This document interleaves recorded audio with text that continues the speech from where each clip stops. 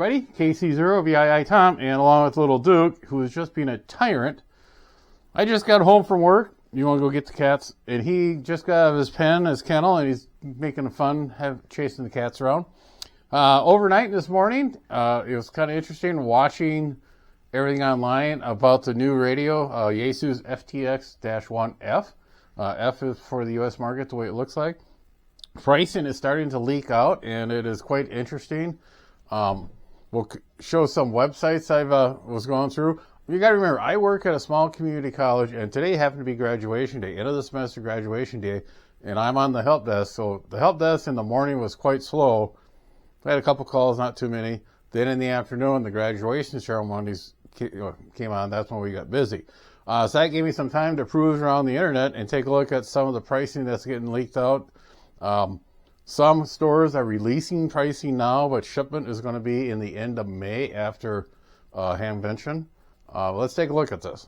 ML&S out of the UK had a price of $2,069, and this is in British pounds.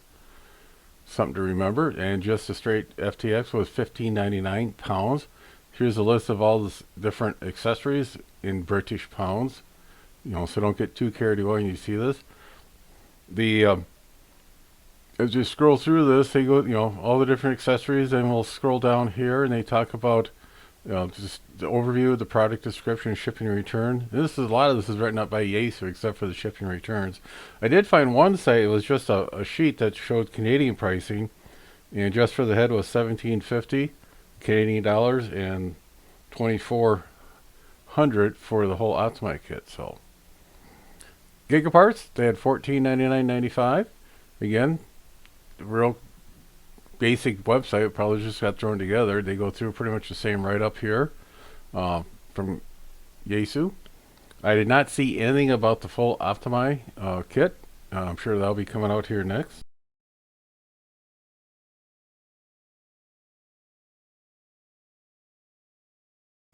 HRO had a price of $18.99.95 for the full Optimi kit. As we cruise through here in the description, looking around, I did not see anything new on DX Engineering site. They still had just the basic when the FTX was first announced, $35 to sign up.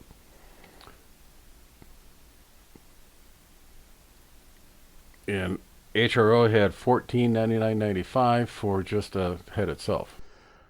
Pretty interesting how the pricing is a little bit different from overseas. Even when I ran it through the converters, currency converter, it really wasn't making sense to me. Threw it up there on the screen so you get a look at it. I'm sure there's some other stuff.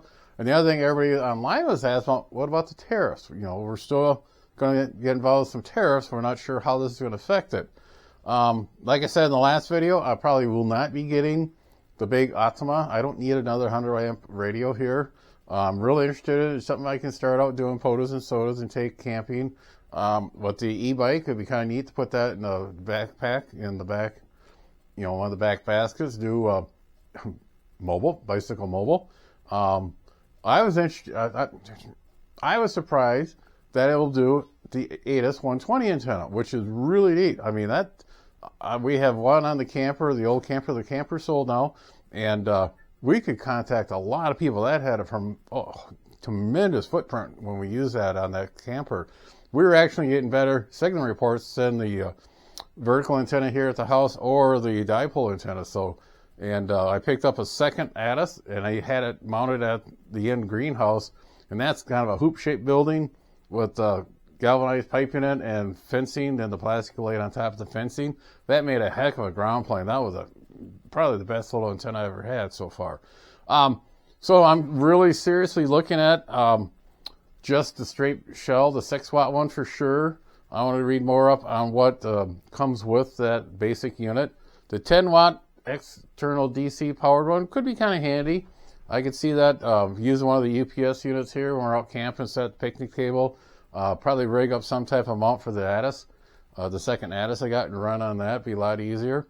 And that way I won't have to worry about a antenna tuner, because the ATIS is an antenna tuner. So again, a lot more reading to do. One thing that I'm really seriously looking at now is an owner's manual, an operation manual. going through checking all that stuff, and really haven't found one yet. It's still pretty early. So between now and Hamvention, there's going to be a lot of neat stuff being poked around out online. Check on your local places you like to buy your radios from. I'm a Gigaparts person. Some people are HROs. Some people are DX Engineering. I actually will check prices between those three sites. And I still go back to Gigaparts because I've always had very good luck there.